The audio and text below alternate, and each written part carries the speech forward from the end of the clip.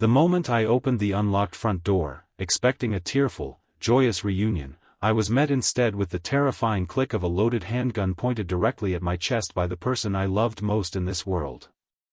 My best friend, Clara, stood in the dim entry hallway, her hands trembling uncontrollably, her face pale, and her eyes hollow with a raw, primal terror that completely shattered the warm vision of our homecoming I had spent 12 long months dreaming about while working overseas in England. If stories of unconditional love, resilience, unexpected second chances, and the power of human connection touch your soul, please take a quick moment to like this video, leave a heartfelt comment, share it with someone who needs a little light, and subscribe to our channel to join our growing community. Before that horrific second on the threshold, my return had felt like the culmination of a long-needed dream. I had spent the past year working in a demanding corporate fellowship in London, saving every spare dollar to surprise Clara for her 27th birthday. We had been inseparable since our early days in high school, sharing every milestone, every heartbreak, and every quiet victory in our cozy, tree-lined suburban town in Oregon. When I left for Europe, Clara was thriving as a freelance graphic designer, full of laughter and endless creative ambition. But over the last few months of my stay, her phone calls had become infrequent, her text messages shorter, and her tone noticeably guarded. She brushed off my concerns, blaming tight client deadlines and autumn fatigue, but a quiet, persistent ache in my gut told me something was deeply wrong. Unable to ignore the instinct any longer, I booked an early flight, caught a morning cab from the airport, bought a brown paper bag filled with her favorite warm cinnamon pastries from the local bakery down the street, and walked up her front porch under the bright, clear midday sun, ready to wrap her in a tight hug. Instead, I found myself standing motionless in the doorway, staring down the cold barrel of a weapon held by a woman who looked like a ghost of the vibrant friend I had left behind. Clara was shockingly thin, her hazel eyes sunken and shadowed by dark, bruised-looking circles, her usually neat auburn hair matted and tied back haphazardly. When her eyes finally registered my face through her haze of terror, the gun slipped from her fingers, clattering loudly onto the hardwood floor as a ragged sob tore from her throat. She collapsed onto her knees, burying her face in her hands, her body shaking violently in the bright afternoon sunlight streaming through the side windows. I kicked the weapon safely aside, dropped the bag of pastries, and dropped to the floor beside her, pulling her frail frame into my arms.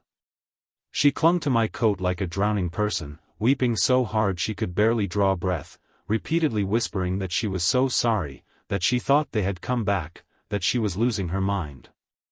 It took nearly an hour of soft words, steady breathing, and gentle reassurance in the warm daylight of her living room to calm Clara down enough for her to speak coherent sentences. As the quiet afternoon settled over the house, the agonizing truth of the past 6 months finally came to light. Shortly after I had left for London, Clara's younger brother had fallen deep into severe gambling debts with dangerous, unsavory loan sharks in the city. Desperate to protect him from physical harm, Clara had used her entire life savings to pay off a fraction of what he owed, but it wasn't enough. The criminals had begun targeting her instead, stalking her house, leaving threatening notes in her mailbox, breaking her windows in broad daylight, and promising that if she went to the police, her brother would disappear forever. Isolated by shame, terrified for her family's safety, and convinced she could solve the nightmare on her own without burdening me half a world away, Clara had locked herself inside her home, living in constant, debilitating paranoia while her life, career, and mental health shattered around her.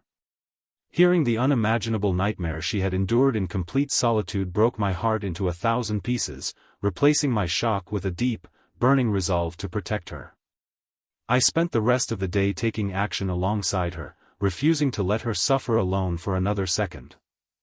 Under the safe, bright afternoon sky, we walked together to the local police precinct, where I sat beside her, holding her hand tightly while she gave a full statement to a sympathetic investigator who specialized in extortion cases.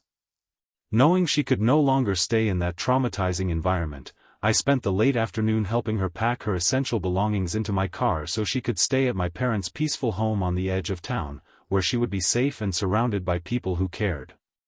For the first time in nearly half a year, as the warm golden daylight bathed the passenger seat of my car, I saw a flicker of genuine relief wash over Clara's exhausted face, replacing the blind panic that had greeted me at the door hours earlier. In the months that followed, the journey toward healing was slow, challenging, and required immense patience, but hope steadily took root where fear had once reigned. With the authorities successfully intervening to handle the criminals and ensure her brother entered a proper rehabilitation facility, Clara began the hard work of rebuilding her life piece by piece. We spent countless sunny afternoons walking through the quiet neighborhood parks, working through trauma therapy, and slowly rediscovering the joy and creative passion that had defined her youth. The heavy dark clouds that had threatened to consume her completely began to part, proving that no matter how deep the darkness of fear and isolation can get, true friendship, open communication, and unwavering support can light the way back to safety and peace. Looking at her now, smiling brightly under the clear blue sky, her spirit renewed and her laughter restored, I know that breaking through that terrifying front door was the most important journey of my life. Before you go today, please take a moment to reflect and share your thoughts in the comments below.